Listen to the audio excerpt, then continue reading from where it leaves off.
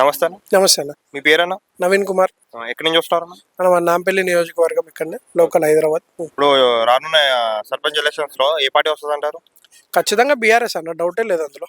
ఎందుకంటే ప్రజలు ఇప్పటికే పిచ్చొంచెల్లా పెట్టినట్టు రాష్ట్రాన్ని అని చెప్పి బాధపడుతున్నారు. ఎందుకంటే నిన్నటికి నిన్న ప్రతి న్యూస్ ఛానల్లో కూడా అదే కదా హెడ్లైన్స్. గ్రామాలలోకి వెళ్తే తరిమి కొడుతున్నారు కాంగ్రెస్ నాయకులను. కాంగ్రెస్ కార్యకర్తలు కాంగ్రెస్ నాయకులను ప్రశ్నిస్తున్నారు కదా. బీఆర్ఎస్ కాదు, బీజేపీ కాదు. కొన్ని ఛానళ్లలో ఏదో వాళ్ళ టీఆర్పీ రేటింగ్ కోసం ఏదో రావాలన్నట్టు వక్రీకరించి బీఆర్ఎస్ నాయకులు దాడి చేస్తున్నారు కాదు. వాళ్ళ నోటుతోనే బాజాప్తా చెప్తున్నారు, కాంగ్రెస్ కి మేము పని చేసినాం, మేము ఓటేసినాం, మా చెప్పుతో మేము కొట్టుకుంటాం. అలా ఉంది రాష్ట్రంలో పరిస్థితి. ఎందుకంటే ఏదైతే రుణమాఫీ అని చెప్పిండో గ్రామాలలో జరగాల్సింది మెయిన్ రుణమాఫీ, రైతు బంధు. మేము ఉన్నప్పుడు ప్రతి 6 నెలలకు ఎవడు మమ్మల్ని అడిగిపో. అసలు ఆ పథకాన్ని రచించింది మేము కదా. మేనిఫెస్టో లేకున్నప్పటికీ కూడా ఈ దేశ చరిత్రలో ఎవరు కూడా దాన్ని ఇప్పటి వరకు ఇంప్లిమెంట్ చేయాలి. రైతు ఎప్పుడు కూడా కేసీఆర్ గారి ఆలోచన ఎప్పుడు రైతు ఇలా ఉండాలి తప్ప ఇలా ఉండొద్దనే ఏకైక సంకల్పంతో రైతు బంధు ఏదైతే తెచ్చిరో అది కేసీఆర్ గారి ఆలోచన, రైతుల పట్ల ఉన్న ప్రేమ.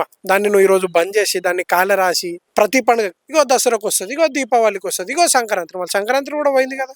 ఏది ఎంతసేపు సర్వే సర్వే సర్వే. ఎన్నిసార్లు చేసావయ్యా సర్వే? 6 గ్యారంటీలకు అని చెప్పి సర్వే చేస్తేవి, బీసీ కులగణన అని చెప్పి సర్వే చేస్తేవి, మళ్ళీ రేషన్ కార్డులకు అని సర్వే చేస్తేవి. అంటే నీ జీవితాంతం మీకు 5 ఏళ్ళు గడిచాడుకు సర్వేనే చేస్తావు, లేకపోతే ఇంప్లిమెంట్ చేసేది కూడా ఏమన్నా ఉందా? ప్రజల పట్ల ఏమైనా ప్రేమ ఉందా? ఎందుకంటే కాంగ్రెస్ లో అంతర్గత ఎక్కువ కూడా అవుతున్నాయి. ఎందుకంటే నిన్నటికి నిన్న యువ నాయకులు కూడా వాళ్ళ గాంధీ భవన్ లో చొక్కాలు చింపుకొని మోకాలు మూతిలు వలగొట్టుకునేదాకా కొట్టుకోవడం జరిగింది. గ్రామాలలో కూడా అదే పరిస్థితి ఉంది. టెంట్లు చింపి మరి ఖమ్మంలో 3 మంత్రులు ఉన్నారు. స్వయాన ఉప ముఖ్యమంత్రి, ఫైనాన్స్ రెండు కూడా చూసేది బట్టి విక్రమార్క గారు, పొంగులెట్టి శ్రీనివాస్ గారు, అదే తుమ్మల నాగేశ్వరరావు గారు ఉన్నారు. అలాంటి ఉమ్మడి ఖమ్మం జిల్లాలోనే టెంట్లు చింపి మరి ఉరికిచ్చిన పరిస్థితి నిన్న చూసినాం మనం. అధికారులకు ప్రజలు కూడా సహకరిస్తారు, ప్రజలకు కూడా అధికారులు సహకరిస్తలేరు. ఎందుకంటే ఇంకెన్నిసార్లు సర్వే కేవలం కాంగ్రెస్ కార్యకర్తలకు ఎవరైతే వాళ్ళు ఎంబడి తిరిగే కార్యకర్తలకు ఉన్నారో వాళ్ళకే ఇస్తున్నారు అని చెప్పి పేద ప్రజల అక్కడ గోడును వినిపిస్తున్నారు. మళ్ళీ 10 ఏళ్లలో ఇలాంటి చర్చనే రాలేదు కదా. రైతుల పట్ల మేము ఆలోచించి రైతు వేదికలను ఏర్పాటు చేసినాము. వరి పండించడంలో తెలంగాణని మొదటి రాష్ట్రంలో పెట్టినాం మనము.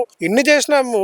ఇప్పుడు ఈ గడిచిన సంవత్సరంలో ఈ 10 ఏళ్ల అభివృద్ధిని నువ్వు కేవలం 1 సంవత్సరంలో విధ్వంసం చేసేసినావు. పేద ప్రజలు అంతా ఎక్కడ పోతారు? ఈ రైతులు ఎవరికి గోడు చెప్పుకోవాలి?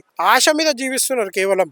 వృద్ధులకు ఏవైతే నువ్వు 4,000 ఇస్తానో, 6,000 పింఛన్ చేస్తాను ఏదైతే అరిచేతులో వైకుంఠాన్ని చూపించినావు, మళ్ళీ ఎక్కడ ఈ పింఛన్ మహిళలకు 2,000 ఇస్తాను. ఈ మొనగాడు ఈడనే ఇంప్లిమెంట్ చేయాలంటే ఢిల్లీలో పోయి ఢిల్లీ ఎలక్షన్ లో చెప్తాడు మేము తెలంగాణలో ఇంప్లిమెంట్ చేస్తున్నాం, నాది భరోసా. ఈడనే పైసలు లేవని చెప్పి నువ్వు రాష్ట్రం అంతా చెప్పుకుంటూ తిరుగుతావు. పక్క రాష్ట్రంలో పోయి ఈ మొనగాడు అక్కడ భరోసా ఇస్తాడంటే ఏం భరోసా ఇస్తావు?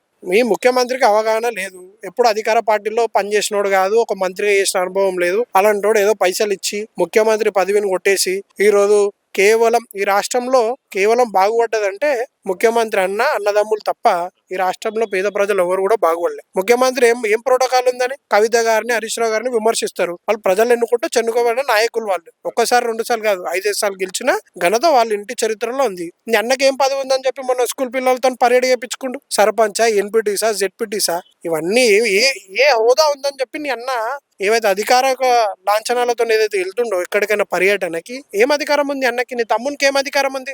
రియల్ ఎస్టేట్ వ్యాపారం చేయడం స్టార్ట్ అయిపోయింది. ఎందుకంటే చెప్తారు కదా మేము రాజులము, మా ముంగట ఎస్సీలు ఎస్టీలు చెప్పులు పట్టుకొని నడుస్తుండే ఏదైతే మీరు ఏదైతే చెప్తుండేనో అదే ఇంప్లిమెంట్ చేస్తారు ఈ రాజ్యంలో. ఇంకా 4 ఏళ్ళు ప్రజలకి గోసాలు తప్పేటట్టుగా అనిపిస్తలేవు. ఖచ్చితంగా మేము రాగానే మళ్ళీ ఈ పథకాలన్నీ కూడా మళ్ళీ పునరుద్ధరిస్తాం. దళితులకి 10 లక్షలు ఇచ్చినాము. వాళ్ళని ఆర్థికంగా కూడా ఒక మంచి స్థాయిలో నిలబెట్టిన ఘనత బీఆర్ఎస్ పార్టీది, గౌరవ కేసీఆర్ గారిది. ఇప్పుడు నువ్వు ఏవి 10 లక్షలకు 15 లక్షలు ఇస్తాను, ఒక్క ఇంటికన్నా పోయిందా దళితుల పట్ల? అరే సెక్రటేరియట్ దగ్గర ఉన్న 125 అడుగుల విగ్రహానికి నీకు పూలు అర్పించడానికి కూడా నీకు సమయం లేదా? సెక్రటేరియట్కి వచ్చి పోతావు కానీ రాజభోగ్యాలన్నీ అనుభవిస్తున్నావు. మళ్ళీ దళితులు రాజ్యాంగాన్ని రచించిన వ్యక్తే కదా. నీ సెంట్రల్ లోనేమో నీ రాహుల్ గాంధీ, అమిత్ షా అవమానించిండు అని అంటావు. మళ్ళీ నువ్వు కూడా ఇక్కడ అవమానిస్తున్నావు కదా అంబేద్కర్ గారిని. నువ్వేం పరిపాలిస్తున్నావు ఈ రాష్ట్రంలో? ఇలాంటివి చెప్పుకుంటూ పోతే ముఖ్యమంత్రి పైన చాలానే ఉన్నాయి. ఎందుకంటే సరిపోదు ఈ సంవత్సర కాలంలో అంతా. ఎందుకంటే ఎక్కడ కూడా ఈ అవినీతి ఎలా జరిగిపోయిందంటే ఇప్పుడు సంవత్సర కాలంలో చాలా అవినీతి జరిగిపోయింది. తెలంగాణ సొమ్ము అంతా కూడా, ఎందుకంటే కాంగ్రెస్ ఎక్కడ ఎలక్షన్లు అయితే దానికి ఇంధనంగా మారింది తెలంగాణ రాష్ట్రం. ఎందుకంటే సంపద మేము సృష్టించి వెళ్ళినాం కదా, ఈ సంపదని అంతా కుల్లగొట్టి పక్క రాష్ట్రాలకి చేరుస్తారు. కానీ ఇంత వ్యతిరేకత కూడా ఏ ముఖ్యమంత్రి నాకు తెలిసి ఈ దేశ చరిత్రలో కూడా కేవలం సంవత్సరం కూడా అన్న నేను 6 నెలల కాలంలోనే చాలా వ్యతిరేకత పొందిండు. అసలు ఈ ముఖ్యమంత్రికి డబ్బులు ఇచ్చి ఏదో పదవిని కాపాడుకుంటుంది తప్ప అంతకు మించి లేదు. ఇంకా కొన్ని పోర్ట్ఫోలియోలు కూడా మిలిగినాయి, అవి కూడా అంత సమర్థమైన నాయకులు లేనట్టున్నారు. అందుకే హోంశాఖ కూడా విద్యాశాఖ కూడా ఆయన దగ్గరనే పెట్టుకొని అవిటికి కూడా న్యాయం చేకూరుసలేరు. ఎందుకంటే ఏ మంత్రితో నేను ఇప్పుడు విద్యార్థులు ఎవరైతే కాలేజ్ వాళ్ళ యాజమాన్యాలు ఉంటాయో ఒక విద్యాశాఖ మంత్రితో సంప్రదించాలంటే ముఖ్యమంత్రిని సంప్రదించాలి. మళ్ళీ ముఖ్యమంత్రి అపాయింట్మెంట్ దొరికే పరిస్థితి ఉందా? లా అండ్ ఆర్డర్ ఇష్యూ పైన రివ్యూ చేయాలి, మళ్ళీ రివ్యూ చేస్తుండా? దేనిపైన రివ్యూ చేస్తుండు? చాతగాని మంత్రులు ఉన్నోళ్ళు కూడా ఏదో సీనియారిటీ బట్టి వాళ్ళకి మంత్రి పదవులు వచ్చినాయి తప్ప సినిమా రంగాన్ని కూడా ఈ రోజు ఏ రంగాన్ని కూడా వాళ్ళు మొత్తం అరాచక పాలన నడిపిస్తారు. ఈ రాష్ట్రంలో దరిద్రపు పాలన నడిపిస్తారు. దీని నుంచి కోలుకోనికి ఇంకెంత సమయం పడుతుందో తెలియదు, కానీ ప్రజలు తిరగబడితే మాత్రం తొందరగా కూడా రావచ్చు ఎలక్షన్లు. అదే పరిస్థితి కనిపిస్తుంది. కానీ రానున్న మీరు అన్నట్టు స్థానిక సంస్థలు ఏమన్నా కానివ్వండి, అది జిహెచ్ఎంసీ, ఎక్కడ ఎంపీటీసీ, జెడ్పీటీసీలు అన్ని కూడా ఖచ్చితంగా బీఆర్ఎస్ స్వీప్ చేస్తుంది. మేము ప్రచారం చేయకపోయినా ప్రజలు వాళ్ళ ప్రచారం చేసుకొని మమ్మల్ని గెలిపించే పరిస్థితులు ఈ రోజు మొత్తం రాష్ట్ర వ్యాప్తంగా కనిపిస్తున్నాయి. మీ 6 గ్యారెంటీలు మేము అమలు అవుతున్నాయి అని ఉత్సవాలు చేసుకుంటున్నారు కదా, దాని మీద మీ స్పందన ఏంటి? సరే, 6 గ్యారెంటీలు ఎక్కడైతే ఇంప్లిమెంట్ అవుతుండో మన ముఖ్యమంత్రి వస్తాడా, మంత్రులు వస్తారా, లేకపోతే వాళ్ళ స్థాయి తగ్గట్టు ఎవడు వస్తాడో ఏదన్నా ఒక నియోజకవర్గం, లేదంటే ముఖ్యమంత్రి సొంత నియోజకవర్గంకే పోదాం. 6 గ్యారెంటీలు ఎవరన్నా వస్తున్నాయంటే మా పార్టీ ఆఫీస్ కి మేము తాళం వేసుకొని మేము ఇకపై రాజకీయం చెయ్యం. ముఖ్యమంత్రి సొంత జిల్లాకే పోదాం. వాళ్ళు ఇచ్చిన 6 పథకాలు కూడా ముఖ్యమంత్రి సొంత జిల్లాలోనే ఇంప్లిమెంట్ అయినాయి అంటే 2,000 మహిళలకు ఇస్తాడు, ఏదైతే 4,000 పింఛన్ ఇస్తాడో, ఏదైతే సిలిండర్ కానీ కరెంట్ కానీ ఇప్పుడు 400 దొంగ హామీలు 6 గ్యారెంటీలు అన్నారు. బాండ్ పేపర్ల మీద మరీ సంతకం పెట్టారు. ఉప ముఖ్యమంత్రి అయితే ఖమ్మం జిల్లాలో మళ్ళీ అవన్నీ సరే, ఉప ముఖ్యమంత్రి జిల్లా కన్నా పోదాం. 3 మంత్రులు ఉన్నారు. వీళ్ళ కాన్స్టిట్యున్సీ అన్నా వాళ్ళ కాన్స్టిట్యున్సీ అన్నా వాళ్ళ అభిప్రాయమే 6 గ్యారెంటీల షీట్ మేము పట్టుకొని వస్తాము. ఏ ఇంట్లో ఫుల్ ఫ్లెడ్జ్ గా 6 పథకాలు వస్తున్నాయంటే మా తెలంగాణ బీఆర్ఎస్ భవన్ కి మేము తాళాలేసి ఇక రాజకీయం సన్యాసం తీసుకుంటాం. మేము దమ్ముంటే రమ్మన్నారు ముఖ్యమంత్రి. మళ్ళీ ఇప్పుడు విద్యాశాఖకి మంత్రి లేడు, దాని మీద మీ స్పందన ఏంటి? అదే, ఎందుకంటే అంత నాలెడ్జబుల్ పర్సన్ కూడా ఇక్కడ కనిపిస్తలేనట్టు ముఖ్యమంత్రికి కూడా అంత చదువుకున్న లేదు. ఎందుకంటే హిందీ సంవత్సరం కాబోస్తుంది అయినా కానీ లేకపోవడం బట్టి మీరు ఏమంటారు? మేము అదే చెప్తున్నాం, ఇంకా 6 శాఖలు ఇవ్వాలి ముఖ్యమంత్రి. 6 నుంచి 7 శాఖలు, అవి కూడా అతి ముఖ్యమైన శాఖలు. ఎందుకంటే అదే చెప్తాం, ఆ విద్యార్థుల సంఘాలు ఏమైనా ఉన్నాయో ఒక మంత్రితో చర్చించాలంటే సమయం కావాలి, అపాయింట్మెంట్ ఇవ్వాలి.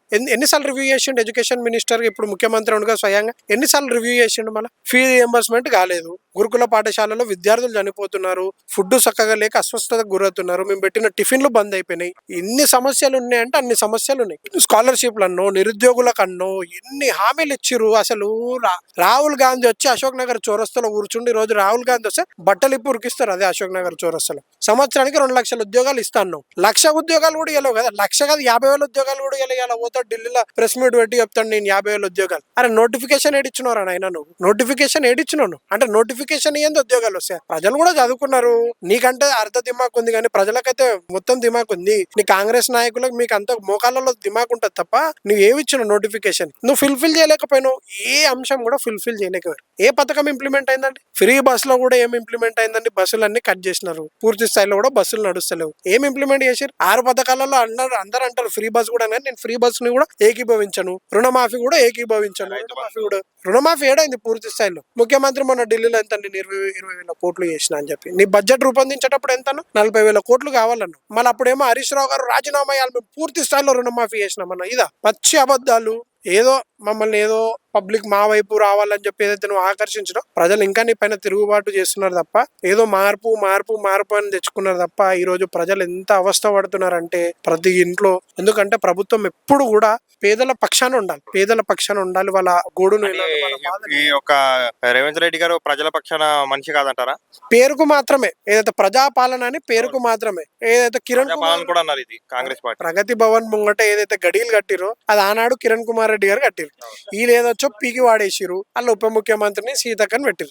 ఏదో ఒక నెల రోజులు ముఖ్యమంత్రి నోరుతోనే అన్నాడు కదా, మేము ప్రతి వారంలో ఒక రోజు ఖచ్చితంగా వచ్చి ఇక్కడ వచ్చి ప్రజలందరిది ఆ ప్రజల సేకరణ చేస్తామని అన్నారు.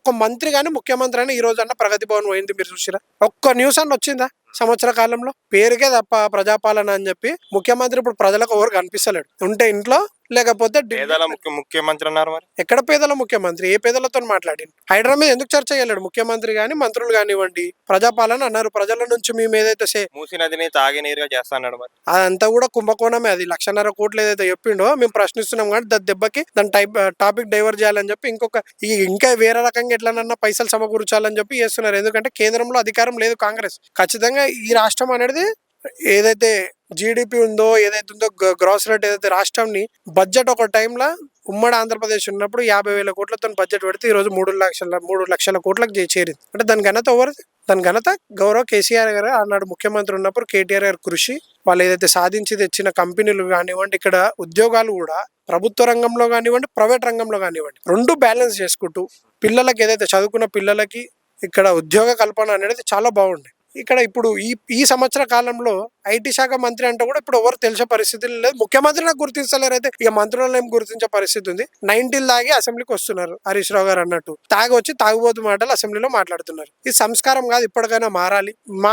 నాకు తెలిసి మా నాయకులు కూడా కేసీఆర్ గారిని అన్నిసార్లు తలుచుకుంటారో లేదో కానీ ముఖ్యమంత్రి ఎక్కడ సభ పెట్టినా కూడా కేసీఆర్ గారి పేరు ఏంది అన్న సభ అనేది ముగింపు ఉండదన్నమాట. మేము చేసిన ప్రాజెక్టులకు, మేము కట్టిన దాంట్లోకి ఈ రోజు రిబ్బన్ కట్ చేసుకొని ఇప్పుడు ఇందిరమ్మ ఇల్లులు అని తిరుగుతున్నాం. ఏడికైనా వచ్చింది ఇందిరమ్మ ఇల్లులు, డబుల్ బెడ్రూమ్లని. మేము కట్టిన ఇంట్లోకే నువ్వు రంగులు వేసి రోజు ఇందిరమ్మ ఇల్లులను వంచుతున్నావు. నీకు సంవత్సర కాలంలో ఎడికైనా కట్టినావు? ఏ భూమి ఏడబోయి ఎక్కడ కన్స్ట్రక్షన్ కి భూమి పూజ చేసినావు? నువ్వు ఎక్కడ ఇటుక పెట్టినావు? నేను ఈ రోజు ఇల్లులు ఇస్తా అంటున్నావు. హైదరాబాద్ బాధ్యతలకు కూడా మేము కట్టిన ఇల్లులు ఉన్నాయి కాబట్టి అక్కడ ఇల్లులు గులగొడితే అక్కడికి తరలించడం జరిగింది తప్ప అక్రమ కట్టడాలు అంటున్నారు. మరి ముఖ్యమంత్రి అన్నది కూడా ఇల్లు అక్రమ కట్టడమే కదండి, దాన్ని కూల్చండి. ముఖ్యమంత్రి అన్న తిరుపతి రెడ్డి సర్వే చేసిరు, ఎక్స్ మార్క్ వేసి పోయినారు, మళ్ళీ ఎందుకు ఇన్ని రోజుల వరకు కూడలే? దాన్ని ప్రజలందరూ గమనిస్తున్నారు. అంటే నీ నీ నీ అన్నదమ్ములకు ఒక రూలు, పేద ప్రజలకు అంటే పేద ప్రజలు ప్రశ్నించలేరన్న. అందుకే పేద ప్రజల పట్ల ఖచ్చితంగా బీఆర్ఎస్ పార్టీ ఉంది. మేము అన్నట్టు వాళ్ళు అన్నున్న 6 గ్యారంటీలు కూడా ఇక్కడ తిరిగినా కూడా ఈ బీఆర్ఎస్ భవన్ కి మేము తాళం వేసి రాజీనామా చేసుకుంటాం. 100 రోజులలో వేస్తా అన్నాడు కదా ముఖ్యమంత్రి, సొంత జిల్లాకి పోదాం, కొడంగల్ పోదాం, సొంత ఊరికి పోదాం అంటే కూడా సొంత ఊరికి కూడా పోదాం. 6 గ్యారంటీలు వస్తున్నాయంటే ఖచ్చితంగా మా భవన్ కి మేము తాళం వేసుకుంటాం, ఇక రాజకీయ సన్యాసం తీసుకుంటాం. ఎందుకంటే ముఖ్యమంత్రి చరిత్ర, ముఖ్యమంత్రి ఏం చెప్తాం, నేను ఓడిపోతే అసలు రాజకీయ సన్యాసం తీసుకుంటాం కొడంగల్ అన్నాడు గత శాసనసభ ఎన్నికలు. మళ్ళీ ఓడిపోయాడు కదా, సన్యాసం తీసుకుంటూ పెద్ద పెద్ద పోగడాలి. పేరుకే ఉత్సవాలు అంటారా ఇవన్నీ? ఉత్సవాలు కాదండి, వర్ధంతి సభలు చేయాలి. ముఖ్యమంత్రి దిష్టి బొమ్మ కాల్చి ఏదైతే సంవత్సరం గడిస్తే మనం పెద్దల ఫోటో పెట్టి ఏదైతే వర్ధంతి చేస్తామో ముఖ్యమంత్రి ఫోటో పెట్టి వర్ధంతి చేయాలి. ప్రజలను మోసం లేకుండా చేస్తా అంటున్నారు. అదే అని చరిత్ర తరం కాదు, అని తర్వాత తరంలో కూడా ఓడి కూడా మార్చలేడండి. కేసీఆర్ గారు సృష్టించిన సెక్రటరీ అమరజ్యోతి విగ్రహం కూలగొట్టాలి, లేకపోతే 33 కళాశాలలు ఏవైతే కట్టిరో, ఏదైతే మెడికల్ కళాశాలలు కట్టిరో అవన్నీ కూల్చాలి, మళ్ళీ 33 కలెక్టరేట్లు కలిచాలి, 33 జిల్లాలను ధ్వంసం చేయాలి. ఇవన్నీ అయ్యే పనేనా అండి? నువ్వు ఓల్డ్ ఎమ్మెల్యే కొట్రస్ కట్టిన మళ్ళీ అవన్నీ అయ్యే పనేనా? అవన్నీ కూల్చు మళ్ళా. అన్నవాళ్ళంటే చెరిపేసి చెరగని కాదండి, కూల్చు మళ్ళీ సెక్రటేరియట్. ఇవన్నీ చేసిన ఘనత కేసీఆర్ గారిది. ఈ ఫ్లైఓవర్లు ఇవన్నీ చూసేదంతా కూడా కేసీఆర్ గారు, కేటీఆర్ గారు నిర్మించింది. ఈ రోజు నువ్వు తిరిగే రోడ్ల పైన కూడా నిర్మించింది, దానికి ప్లానింగ్ వేసింది కూడా అంతా కేసీఆర్ గారు, కేటీఆర్ గారు హయాంలోనే. నీ తరం కాదు అది. నువ్వు రోడ్ల మీద నడవలేవు, నువ్వు డ్రైవర్ బట్టలు కూడా వేసుకోలేని పరిస్థితి ఉంటుంది. మళ్ళీ వాళ్ళ పేర్లు జరుపుదామంటే ఇవన్నీ చెరపనివి, చరిత్ర ఉండని రోజులు. నువ్వు ఏదన్నా జరపచ్చు. కేసు పెట్టినారు కదా కేటీఆర్ గారి మీద, దాని మీద మీ స్పందన ఏంటి? అదొక చిల్లర కేసు, అదో 50 కోట్ల ఏదో కేసు పట్టుకొని తెచ్చి దాని మీద ఏదో ఇరికిస్తా, దాని వివరణ ఇచ్చిండ్రు. ఢిల్లీ వాళ్ళు కూడా కుమ్మక్కాయ చేస్తే ఈడీని పంపిస్తారు, దానికి కూడా సమాధానం ఇచ్చిర్రు. ఈ స్టేట్ లో ఏసీబీ వస్తే కూడా ఏసీబీకి కూడా చెప్పిర్రు. మీరు అన్నట్టు ఇంత ముందుకు కేసీఆర్ గారి పేరు జరిపిస్తా అంటే భవిష్యత్తులో ఈ రాష్ట్రం ఉన్నన్ని రోజులు ఇంకా పొట్టిగున్నోడు, పొడుగున్నోడు అందరూ వస్తారు ఈ రాష్ట్రానికి ముఖ్యమంత్రులు. కానీ రాష్ట్రాన్ని సాధించిన ఘనత కేసీఆర్ గారి పేరు చరిత్రలో ఉంటుంది. దీన్ని జరపగలుగుతాడు ముఖ్యమంత్రి? రాష్ట్రాన్ని ఓడదెచ్చారంటే బాధ్యత చెప్తారు కదా కేసీఆర్ గారు సాధించారని చెప్పి. సాగు నోట్ల తలబెట్టి తెచ్చి మీ యొక్క ఢిల్లీ నాయకులతో కదా కొట్లాడి తెచ్చిరు కదా తెలంగాణని. ఏదో అడుగు తీయలే కదా, అడగైంది అమ్మాయిని అన్నం పెట్టదంటారు, అట్లా అడగంది తెలంగాణ కూడా రాలేదు. ఎత్తుకి పై ఎత్తేసి ఈ రాష్ట్రాన్ని సాధించిన ఏకైక ఈ రాష్ట్ర తొలి ముఖ్యమంత్రి కేసీఆర్ గారు. ఈ రాష్ట్ర తొలి ముఖ్యమంత్రిగా రానున్న రోజుల్లో కూడా, రాబోయే రోజుల్లో కూడా ముఖ్యమంత్రి అయ్యేది కేసీఆర్ గారే. నాది చెరపని పేరు అది కేసీఆర్ గారిది. తెలంగాణ బాపుగానే ఆయన పేరు ఎప్పటికి ఉండిపోతుంది. ఏదైతే భారతదేశానికి గాంధీ తాత మహాత్మా గాంధీ అని ఎట్లా చెప్పుకుంటారో తెలంగాణ రాష్ట్రానికి కూడా ఆ స్థాయిలో మహాత్ముడు కేసీఆర్ గారు అని ఎప్పటికీ కూడా ఈ చరిత్ర ఉన్నన్ని రోజులు, ఈ తెలంగాణ గడ్డు ఉన్నన్ని రోజులు ఆయన పేరు ఉంటుంది.